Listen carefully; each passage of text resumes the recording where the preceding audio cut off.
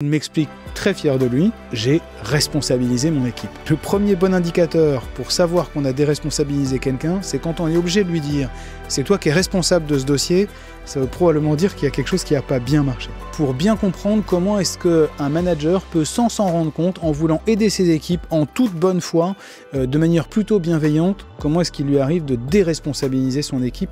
Il essaye de les aider en résolvant les problèmes pour eux et en leur apportant des solutions très vite. Est-ce que moi, je n'aurais pas agi de manière régulière, d'une manière qui déresponsabilise mes collaborateurs? Est-ce que je ne leur apporte pas des solutions trop vite? Les résultats de mon collaborateur ne sont pas complètement atteints. Est-ce que vous êtes en train de parler avec le collaborateur du pourquoi et d'analyser entre guillemets la situation, ou est-ce que vous êtes en train de parler du comment et de ce qu'il faudrait faire et de la feuille de route? Bonjour tout le monde, bienvenue dans ce nouvel épisode du Coup de Bigot, le podcast qui réconcilie les managers avec le management. Ce podcast est né de formations managériales que j'anime et entre chaque session, je reçois les managers individuellement pour analyser leur propre cas. Et au bout de plusieurs répétitions, je me suis rendu compte qu'il y avait une vraie richesse dans le contenu de nos échanges et que ça serait intéressant pour chacun d'entre vous de pouvoir participer finalement à l'analyse de ce cas-là et pouvoir le dupliquer par analogie dans ses propres situations managériales. L'ambition de ce podcast, c'est de vous donner des clés pour pouvoir agir sur vos situations managériales, mieux les comprendre et avoir des leviers pour pouvoir agir avec vos collaborateurs au quotidien.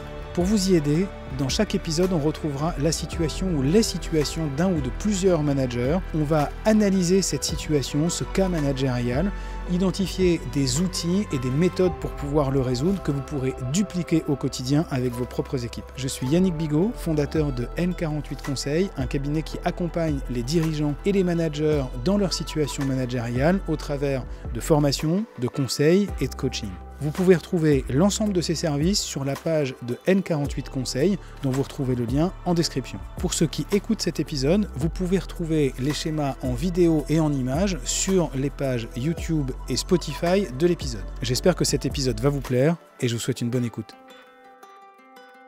Bonjour à tous, bienvenue dans ce nouvel épisode du Coup de Bigot, un nouvel épisode sans invité pour analyser le cas ou les cas au travers de plusieurs cas de managers. On va essayer de comprendre un concept ou une notion qui revient assez souvent dans les formations que j'anime pour les managers qui peuvent se retrouver en difficulté. Ce cas que j'aime beaucoup revient très souvent, c'est le manager qui, en voulant aider ses équipes, se retrouve à les déresponsabiliser.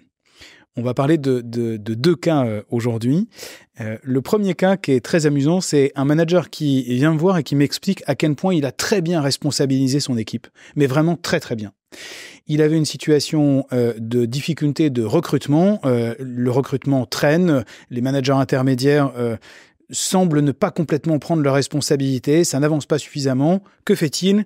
Il prend la main, il leur explique, voilà ce qu'est le profil dont nous avons besoin, voilà la difficulté du moment, voilà le profil qu'il faut absolument recruter, voilà ses compétences, voilà comment vous allez faire, voilà le budget, le cabinet de recrutement. Allez, je vous ai fait la feuille de route, go! Et il m'explique, très fier de lui, j'ai responsabilisé mon équipe. Normalement, pour ceux qui suivent le podcast, vous devez commencer à comprendre à quel point il a plutôt agi en les déresponsabilisant. Et le premier bon indicateur pour savoir qu'on a déresponsabilisé quelqu'un, c'est quand on est obligé de lui dire « c'est toi qui es responsable de ce dossier », ça veut probablement dire qu'il y a quelque chose qui n'a pas bien marché. Donc là, on ne va pas analyser ce cas-là, mais on va analyser le cas de Marc pour bien comprendre comment est-ce qu'un manager peut sans s'en rendre compte, en voulant aider ses équipes en toute bonne foi, de manière plutôt bienveillante, comment est-ce qu'il lui arrive de déresponsabiliser son équipe, comme dans le cas qu'on vient de voir. Donc pour vous poser un peu le contexte de la situation de Marc, Marc est quelqu'un qui co-dirige avec son associé une entreprise dans le secteur du bâtiment. À la limite, peu importe le secteur, mais il se trouve que c'est dans le secteur du bâtiment. En dessous de Marc, il a plusieurs activités, et sur une de ces activités, il a un directeur de travaux qui pilote un certain nombre de chantiers. Sur chaque chantier, il a un chef de chantier, et puis derrière ce chef de chantier, il y a des équipes. Donc assez logiquement, on a un dirigeant, un directeur de travaux sur un grand pôle, des chefs de chantier par chantier et des équipes derrière. Il se trouve que, et là c'est un petit dysfonctionnement qui est toujours intéressant, mais c'est que Marc reçoit un coup de fil de son associé qui lui explique qu'il y a quelque chose qui ne fonctionne pas sur un de ses chantiers. Alors là, Marc tombe un peu de l'armoire, il découvre l'information. Donc en gros, on a Marc qui découvre une information, qui redescend vers son directeur de travaux en lui disant « Je comprends qu'il y a un problème sur un de nos chantiers. Il se trouve que c'est un problème de mur porteur qui pose un problème de conjonction avec un autre chantier à côté. » Enfin bref, un problème un peu complexe qui est difficile à résoudre incontestablement et qui n'était pas prévu, donc qui met un peu en péril le planning du chantier et qui met en péril peut-être même l'économie du chantier s'il fallait faire des activités, avoir des activités qu'on n'avait pas forcément prévues. Donc là, Marc est pas très content d'être pris en faute finalement puisqu'il reçoit l'information par son associé et il va voir son directeur de travaux qui lui reconnaît effectivement qu'il y a bien un sujet et ils redescendent ensemble voir le chef de chantier pour essayer de trouver des solutions au problème. Dans cette situation, Marc va, avec le directeur de travaux, avec le chef de chantier, leur proposer un certain nombre de solutions et essayer de trouver des options, des sorties à cette situation qu'il qualifie comme étant une forme de mini-crise sur le chantier. Qu'est-ce qui dysfonctionne dans ce cas-là ? Il y a plusieurs dysfonctionnements. Le premier, qu'on ne va pas forcément traiter aujourd'hui, c'est comment l'information arrive jusqu'à lui. Il se trouve qu'en l'occurrence, c'est un autre chef de chantier qui, lui, remonte l'information à l'associé de Marc qui remonte l'information ou qui passe l'information à Marc, et Marc, en fait, redescend vers son directeur de travaux qui était moyennement informé du sujet, et ils redescendent ensemble vers le chef de chantier qui, lui, maîtrisait effectivement parfaitement les choses. Donc là, on a un premier sujet sur comment ça se fait que l'information n'est pas remontée à la bonne vitesse. Deuxième sujet, c'est Marc qui intervient avec son directeur de travaux et son chef de chantier pour leur proposer un certain nombre de solutions. Le risque dans une situation comme celle-là, c'est qu'en fait, le chef de chantier, lui, qui est en responsabilité de ce chantier-là et qui aurait dû trouver la solution, il ne se retrouve pas complètement responsabilisé puisque on lui prépare, on lui trouve une solution et il va falloir qu'il la mette en œuvre. Ça le met dans une situation qui n'est pas une situation de responsable, mais qui est dans une situation d'exécutant. Donc on va essayer de se poser la question de comment cette situation est arrivée. Le premier élément qu'il faut avoir en tête, c'est les 21 jours. Je vous invite à aller regarder, si vous ne l'avez pas déjà fait, un épisode avec Guillaume de Chambenois, qui est un spécialiste du cerveau et des neurosciences, et qui nous explique à quel point on fixe vite finalement une habitude, et une habitude, c'est une connexion entre des neurones dans notre cerveau. En fait, là, la problématique, c'est que Marc a souvent l'habitude d'intervenir auprès de ses équipes et de leur apporter des solutions. Il essaye de les aider en résolvant les problèmes pour eux et en leur apportant des solutions très vite. Mais quand ça arrive une fois, 2 fois, 3 fois, 4 fois, jusqu'à 21 fois, finalement le collaborateur, que ce soit notre chef de chantier ou notre directeur des travaux, il a pris l'habitude, quand il y a un problème, d'attendre que la solution vienne de Marc. Il ne se responsabilise pas complètement.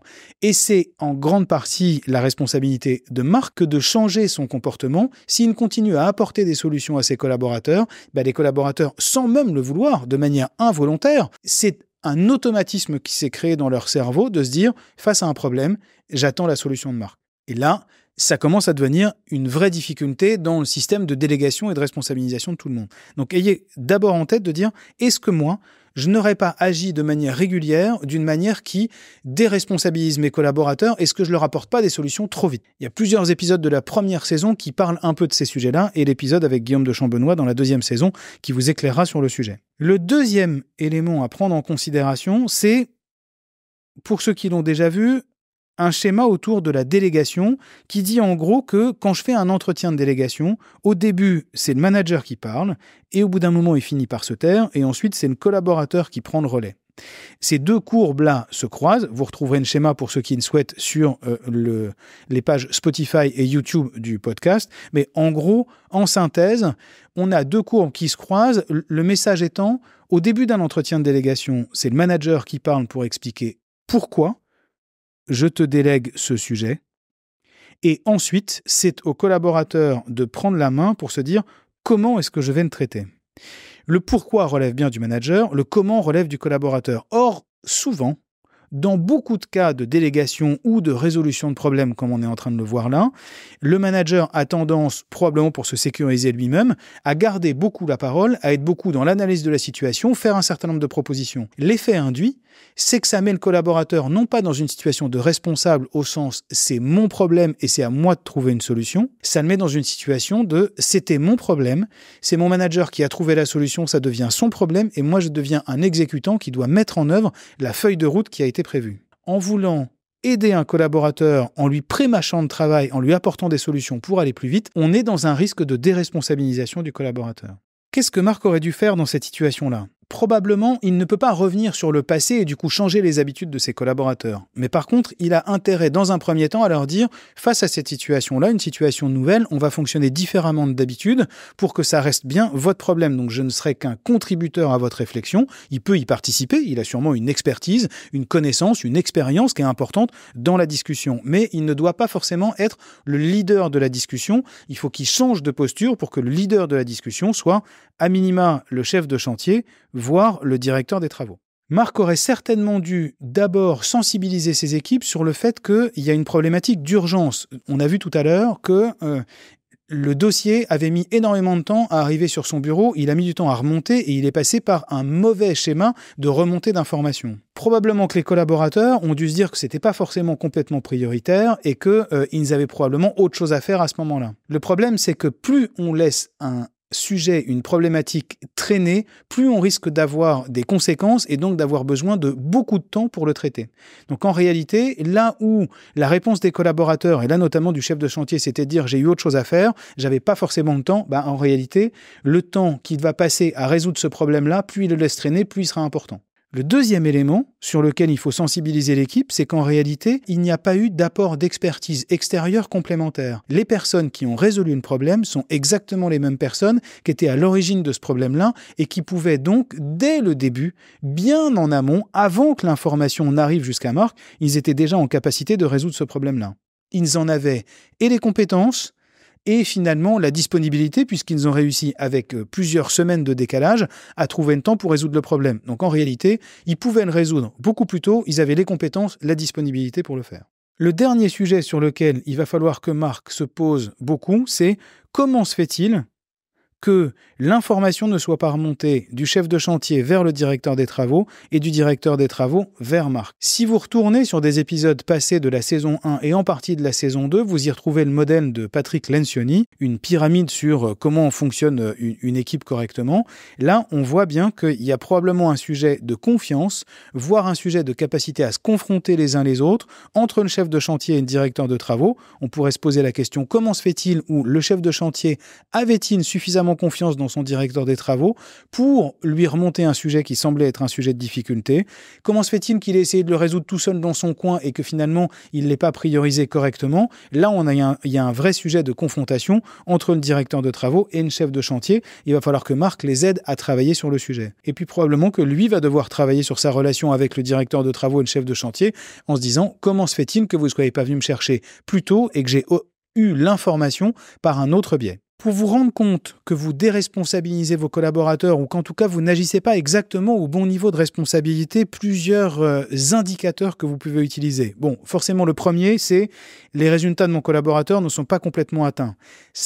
Ça veut probablement dire que le collaborateur considère que celui qui est responsable de l'atteinte de ses objectifs et de ses résultats, c'est d'abord vous, que le suivi de ses résultats, c'est d'abord chez vous avant d'être chez lui. Parce que normalement, s'il était vraiment responsable de l'atteinte de ses objectifs et de ses résultats, lui-même reviendrait en vous disant « je suis pas dans la bonne trajectoire, je suis pas dans le bon timing, je vais pas atteindre mes résultats à la bonne vitesse ». Le deuxième indicateur que vous pouvez avoir, c'est si jamais, en tant que manager, dans un entretien avec votre collaborateur, les pourcentages de temps de parole sont pas équilibrés et que, en tout cas, vous parlez plus que votre collaborateur. Là, c'est un bon indicateur pour vous dire probablement que je suis un peu en train de le déresponsabiliser ou en tout cas qu'il est davantage dans une posture d'exécutant que dans une posture de responsable. Normalement, dans un entretien d'analyse d'un problème ou dans un entretien de délégation, le collaborateur doit parler davantage que le manager. C'est lui qui doit s'interroger sur qu'est-ce qui va pas, où est-ce qu'on a commis des erreurs, qu'est-ce qu'il faudrait faire différemment, où sont mes marges de manœuvre. La réflexion elle-même est la première étape de la responsabilisation. Et puis le dernier indicateur, c'est de bien vous poser la question de sur quelle nature d'information vous intervenez. Est-ce que vous êtes en train de parler avec le collaborateur du pourquoi et d'analyser entre guillemets la situation, ou est-ce que vous êtes en train de parler du comment et de ce qu'il faudrait faire et de la feuille de route? Plus vous êtes sur des remarques autour du comment, plus vous êtes dans la déresponsabilisation du collaborateur. Pour qu'il soit correctement responsabilisé, il faut que ce soit lui qui réfléchisse à pourquoi on en est là et surtout comment est-ce qu'on va se sortir de cette situation-là? C'est lui qui doit identifier les options, qui doit en écarter certaines, en retenir d'autres, et c'est comme ça qu'il va devenir véritablement responsable de la résolution du problème. J'espère que cet épisode vous a été utile, que vous arrivez à trouver des éléments que vous pouvez transposer dans vos situations managériales. Si vous avez des situations, des cas concrets que vous souhaiteriez qu'on analyse de la même manière qu'on vient de le faire aujourd'hui, n'hésitez pas via des messages sur LinkedIn ou en commentaire de nous proposer des cas et des situations. Je serais ravi qu'on les étudie ensemble dans cette situation-là. Merci à tous de votre attention et je vous dis rendez-vous dans le prochain épisode. À très bientôt. Merci d'avoir écouté cet épisode. J'espère qu'il vous a plu. Si c'est le cas, n'hésitez pas à laisser un commentaire sur votre plateforme favorite ou en parler autour de vous. C'est grâce à ça que d'autres managers pourront avoir accès à ce contenu, en avoir connaissance et pouvoir progresser dans leur pratique managériale. N'hésitez pas à m'envoyer un message pour me faire part de vos feedbacks, ça m'encourage et ça m'aide à progresser. Si vous souhaitez échanger sur vos sujets managériaux, suivre une formation managériale, vous faire accompagner, vous pouvez retrouver en description de cet épisode les liens pour pouvoir me contacter et n'hésitez surtout pas à me contacter directement via LinkedIn. À très bientôt dans un nouvel épisode.